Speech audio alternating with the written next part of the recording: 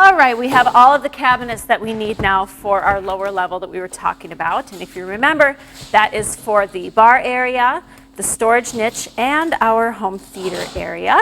And I'll tell you, it is a project in and of itself, just sorting through all these boxes, making sure everything is where they need to be, and to make sure that we can find everything as we start to install it.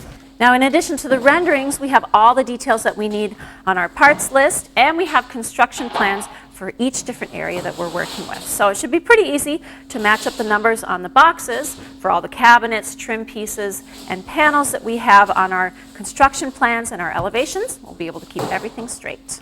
One example would be the glass doors, which they do ship separately from the cabinets to make sure that they're nice and safe.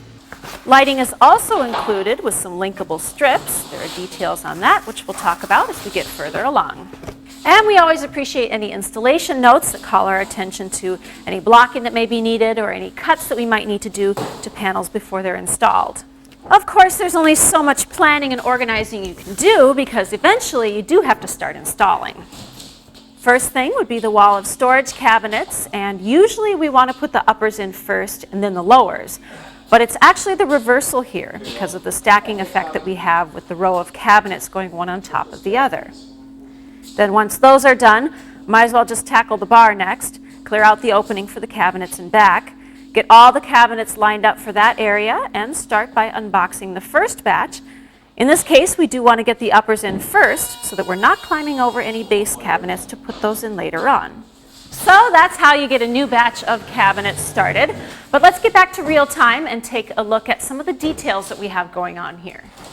We do take all of the doors and drawers off to protect them during installation, but here is what they look like. They are going to be a shaker style, which is very much in keeping with what's going on in the rest of the house. We'll have double doors on the cabinets here, but we did have the boxes made with no center style, so we'll be able to store wider items a lot easier. Wall cabinets like these don't come with toe kicks, so we framed a 6-inch platform down below and added a decorative valance to make it look built in. We have a couple different heights going on here behind the bar to add some visual interest. And with all of the glass doors going on here, we have a matching interior finish so that when you look through the glass, you'll see the same finish on the inside as you will on the outside. So Dan, what are some of the main things you want to remember when you're working on a project like this? Well, when you have a lot of cabinets in a big project, I like breaking it down into small pieces. Like take the wall, find all your cabinets, put it in, find the bar section, separate all your cabinets, find that, and can break it down into bite-sized pieces. Right, so you're putting these two together here. I'm a big fan of taking multiple cabinets when needed and putting them together on the ground. A lot easier. It's a better height. You can fasten it well, make sure everything is flush and square. So it looks like one cabinet. That's kind of the plan.